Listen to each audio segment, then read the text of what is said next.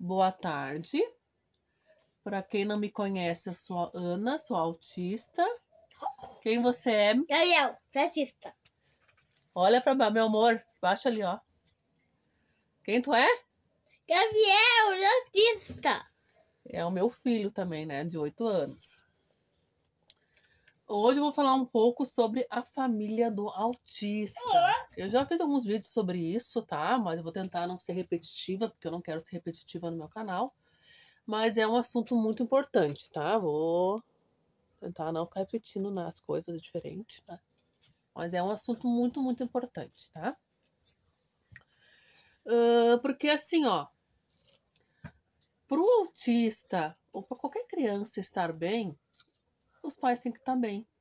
Porque a criança é o reflexo da família. Eu digo pai, eu digo assim, família, eu digo quem cuida, né? Quem cuida do autista, quem cuida da criança, né? Que tem algum tipo de deficiência. Até a criança que não tem deficiência, né? Os cuidadores, tá? Às vezes é o pai, às vezes é a mãe, às vezes é a madrasta, às vezes é a tia. Mas é isso que eu tô falando, né? A família, quem convive na mesma casa, é quem é responsável, quem cuida, tá? Porque a criança é o reflexo, né? Da família. A família é a base da criança, né? Então, é importante a família estar bem para a criança estar bem. Só que muitas vezes a família, né, do autista, os cuidadores do autista, eles não são lembrados, né? Porque eles não são super-heróis, eles não são de ferros, né? Então, olha a nossa saúde pública, né? Muito suor e sacrifício, às vezes a gente consegue as terapias para o nosso filho, né? A gente fica anos na fila, né? E é bem complicado. Mas nem tem para mãe, para o cuidador, ou para o pai, às vezes, né? Do autista, né, alguma terapia. E é muito importante, porque é um desgaste grande, né? E que nem eu acabei de falar, né? É importante até por bem-estar da criança, do filho. Então, o pai, a mãe, o cuidador precisa dessa terapia também. Ou grupos, né? Isso eu digo a saúde pública oferecer, que muitos familiares, muitos cuidadores não têm condições de pagar, né? Então, eu digo assim, a saúde pública oferecer isso, ou grupos, né? Fazer grupos, então, se não tivesse condições de fazer atendimentos individuais, não tem. E eu vou dar um exemplo, gente. Esses tempos na recepção lá, onde meu filho faz terapia, uma vez por semana, né? Pelo SUS, tava eu lá e mais duas mães, tá? E as outras crianças também tinham, né? Faziam terapia. Não eram autistas, tá? Mas tinham outras, né? Outras questões, tá? E todas, eu sou muito fechada, eu sou muito quieta, mas aí quando puxa o assunto comigo, eu começo a conversar. Então teve uma que era mais comunicativa, começou a conversar, elas começaram a conversar, daí eu consegui conversar junto, né? Porque senão, se é pra mim puxar assunto, eu já fico quieta, porque eu tenho dificuldade. Mas como daí elas estavam falando bastante, estão bem participando, né? E daí eu percebi que cada uma de nós estávamos naquele momento, nós estávamos de três. Todas estavam com problemas psicológicos. Uma tinha depressão, outra tinha bipolaridade. Eu também tenho ansiedade, depressão, sou autista e tal, né? Mas todas tinham problemas psicológicos que necessitavam de terapia. E a partir do momento que eu tivesse a consciência, esse cuidado com o cuidador, isso vai refletir também no progresso, no bem-estar da criança, do paciente, do autista ou da criança com síndrome de Down, com déficit de atenção e hiperatividade, for que seja, né? Então essa consciência é muito importante e muito pouco lembrada, tá? Só é lembrada na hora de cobrar. Eu sei que ninguém faz por mal, gente, eu não tô aqui para julgar, criticar ninguém, é conscientizar. Eu sei que ninguém faz por mal isso, entendeu? Não é, né? Mas infelizmente acontece, tá? Porque eu vivo nesse mundo, né? Que a mãe é lembrada para ser cobrada. Ai, teu filho não tá bem. Ai, o que tá acontecendo em casa? Tá, claro, a gente tem que saber, tem que ser sempre informada quando o filho não está bem, E eu quero ser informada, não é isso, gente. Mas é só nessas horas que é lembrada da mãe. Quando a criança está bem, eu não tô falando só em questão de escola, tô falando em questão geral, na sociedade. Que as pessoas percebem também, né? Observam. Ninguém muitas vezes lembra, né?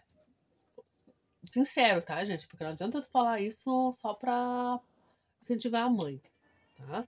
Mas quando tu vê que realmente a criança tá melhor, ninguém lembra de chegar assim no pai e na mãe, nossa, como ele evoluiu, nossa, como ele tá bem, né? Porque isso também pra gente é importante, é estímulo, entendeu? Porque a gente tem um desgaste muito grande. A gente abre mão de muitas coisas para levar nossos filhos nas terapia, para, né, questão de preocupação, tudo, né? Então, isso é importante também, entendeu? Então, isso também não é lembrado, sabe? Isso eu tô dizendo geral. Pode ser o professor, pode ser o terapeuta da criança, pode ser o parente, o amigo, o vizinho, tá, gente? Não tô. E não é julgamento, tá? É que muitas vezes as pessoas não se dão conta como isso é importante. Isso pode dar um ânimo, uma força para o cuidador. E é muito importante. Eu agora tô tendo tratamento psicológico, tá? Mas eu tô pagando. Eu não consegui através do SUS, né? Então, por exemplo, no mês de março eu tive que cancelar, porque eu tive alguns gastos extras. Todo mundo sabe que tá difícil, né? Tudo tão caro. Então eu tive que até desmarcar. O mês de março eu nem fui, né? Então agora em abril eu vou ir, né? Porque eu preciso, né? Mas eu tô pagando. Eu não consegui. De forma pelo SUS, né? E é muito. E outra coisa que sobrecarrega é as decisões, porque muitas vezes é a mãe que tem que decidir, entendeu? Eu me lembro uma vez de uma consulta com. Ano passado, com o neuropediatra, né? O neuropediatra perguntando assim pra mim, né? O que tu acha? Vamos aumentar a dosagem do remédio do Gabriel ou não? E daí eu pensei, poxa, mas o médico é ele, não sou eu. Claro que eu, como mãe, eu estando 24 horas com meu filho todos os dias, eu tenho um respaldo para dizer se ele está melhor, se ele está pior, como ele está. Né? O médico não é em 20 minutos, não vai ter como saber se ele está, né? Se a mãe não passar todas as informações necessárias, né? Está precisando aumentar ou não. Mas isso gera uma sobrecarga porque é uma responsabilidade muito grande. Porque daqui a pouco eu falo não e a criança começa a piorar muito. Daqui a pouco eu falo sim e não é necessário, porque a gente sabe que o remédio, querendo ou não, ele tem vários efeitos colaterais, querendo ou não, ele é uma droga, né? Então, tudo isso gera muita, sabe, ansiedade nos cuidadores, muita sobrecarga, né, nesse sentido, né? E são muitas decisões que muitas vezes a gente tem que tomar.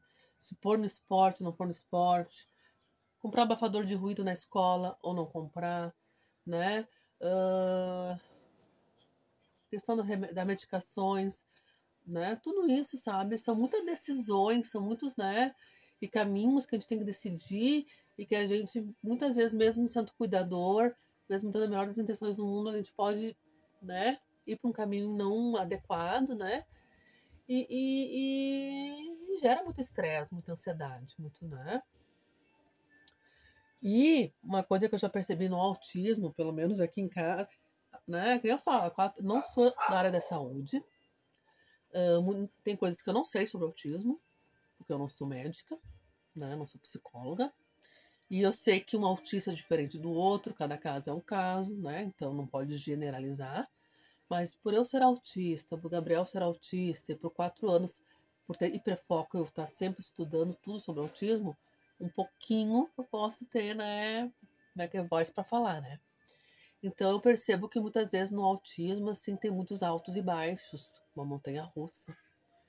E muitas vezes vai lá para baixo, entendeu? E que nem aconteceu, né, mês passado e tal, e o Gabriel foi lá para baixo, né? Crises e crises, e a gente na hora fica desesperada, e daí nisso a gente pode acabar tomando o caminho errado, sabe? Vamos dizer, logo querendo pedindo pro médico aumentar a medicação, ou logo não sei o quê, que nem agora o Gabriel já tá melhorando bastante, entendeu? Altos e baixos.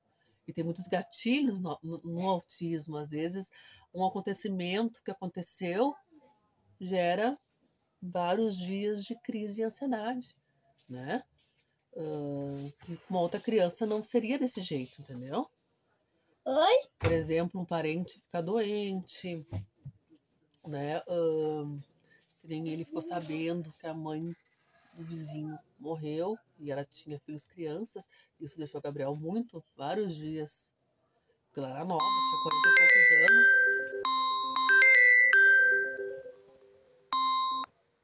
né? Então, só um pouquinho, gente, que eu tô arrumando aqui. Então,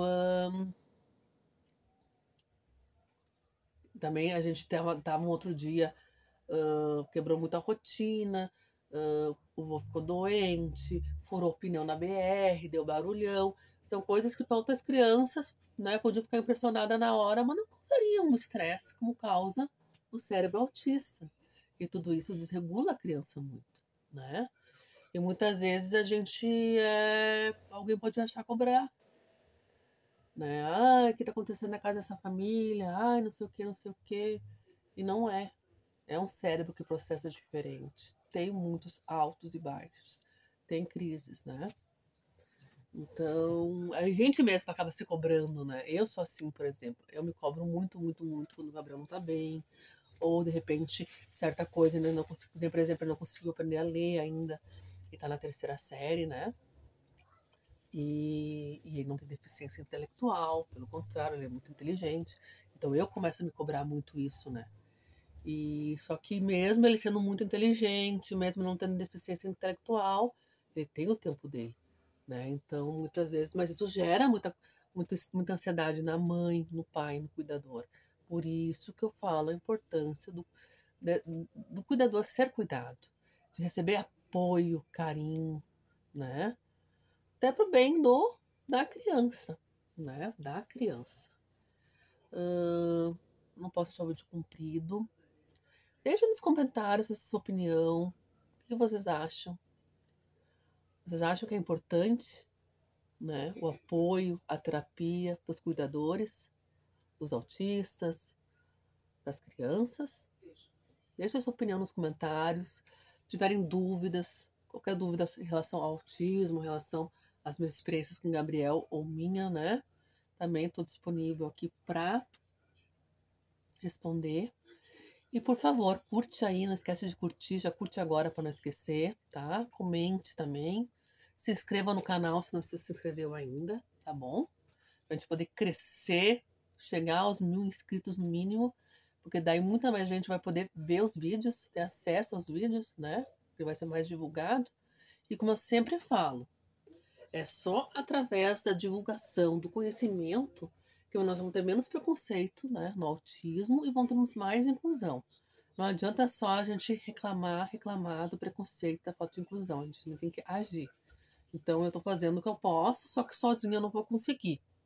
Então, preciso muito, muito da ajuda de vocês. Compartilhem o vídeo em qualquer lugar.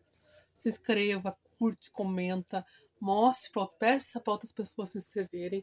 Que daí vocês vão estar ajudando muito, muito o canal crescer.